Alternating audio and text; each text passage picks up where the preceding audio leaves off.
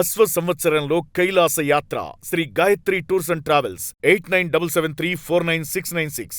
చంద్రబాబు నాయుడు గారు ఈరోజు ఎమ్మిగనూరులో మీటింగ్లో తిరుపతి లడ్డు విషయమే కాకుండా శ్రీశైలంలో కూడా లడ్డు కల్తీ జరిగిందని మాట్లాడుతున్నాడు. అంటే దేవాలయాలన్నింటినీ దాని ఇమేజ్ని దెబ్బతీయాలనుకుంటున్నాడా, లేదంటే హిందువుల మనోభావాలతో ఆయన ఆటలు ఆడుతున్నాడా? కేవలం రాజకీయాల కోసము అన్ని దేవాలయాలను పైన అపవిత్రం చేస్తూ ఉన్నాడు. ఈరోజు శ్రీశైలంలో ఉన్నటువంటి ప్రసాదం కల్తీ జరుగుతుంది అన్నాడు.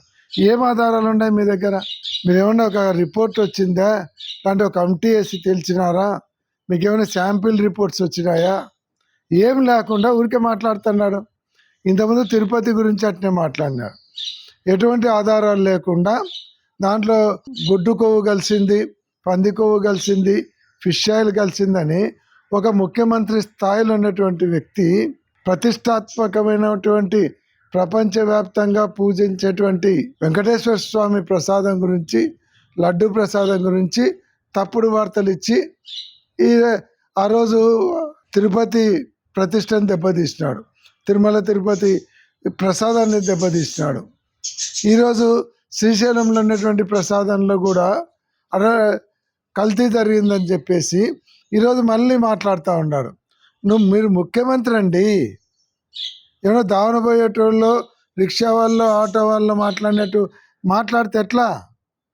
ఒక ముఖ్యమంత్రి స్థాయిలో ఉన్నటువంటి వ్యక్తి ఆధారాలు పెట్టుకొని, రిపోర్ట్స్ పెట్టుకొని, ఒకటి కాదు 4 రకాల రిపోర్ట్స్ పెట్టుకోవాలి.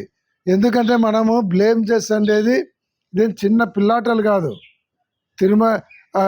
దేవాలయాలకు సంబంధించినది కోటాను కోట్ల మంది భక్తుల మనోభావాలకు సంబంధించినటువంటి విషయం ఇది. ఇదేదో మీరు రాజకీయం కోసమని మీ ఇష్టం వచ్చినట్టు మాట్లాడడం, రాజకీయం కోసమని అవతల ప్రత్యర్థిని దెబ్బతీయడానికి, అవతల వాళ్ళ నాయకుడు, ప్రతిపక్ష నాయకుడు హిందూ వ్యతిరేకి, హిందూయిజాన్ని దెబ్బతీస్తున్నాడని చెప్పడానికి మీరు దేవాలయాల ప్రతిష్టను దెబ్బతీస్తే ఎట్లా? ఇలా శ్రీశైలం గురించి మాట్లాడినారు. ఎన్ని ల్యాబ్ రిపోర్ట్స్ ఉన్నాయి మీ దగ్గర? ఏమన్నా నేషనల్ ల్యాబ్ రిపోర్ట్ ఉందా? లేకుంటే ఏ ల్యాబ్ రిపోర్ట్స్ ఉన్నాయని మాట్లాడుతున్నారు?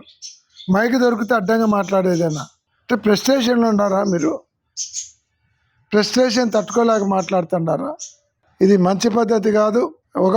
మొన్నటి వరకు వెంకటేశ్వర స్వామితో ఆడుకున్నారు, ఈరోజు శివునితో ఆడుకుంటూ ఉన్నారు. పరమేశ్వరునితో పెట్టుకుంటే త్రిశూలానికి బలైపోతారు, గుర్తుపెట్టుకోండి.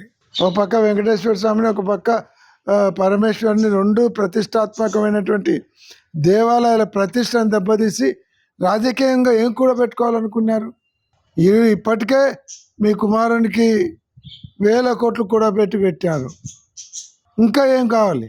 జగన్మోహన్ రెడ్డిని అప్రతిష్ట పాలు చేయాలనేటువంటి ఒక దురుద్దేశంతో, కానీ మీరు ఒక పక్క ఈశ్వరుణ్ణి, ఓ పక్క వెంకటేశ్వర స్వామిని, ఆ దేవాలయాల ప్రతిష్టను అప్రతిష్ట పాలు చేస్తున్నారు.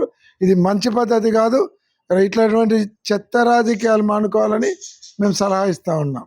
లేదంటే దీనికి తీవ్రమైనటువంటి పరిణామాలు ఎదుర్కోవాల్సి వస్తుందని కూడా తెలియజేస్తా ఉన్నాం.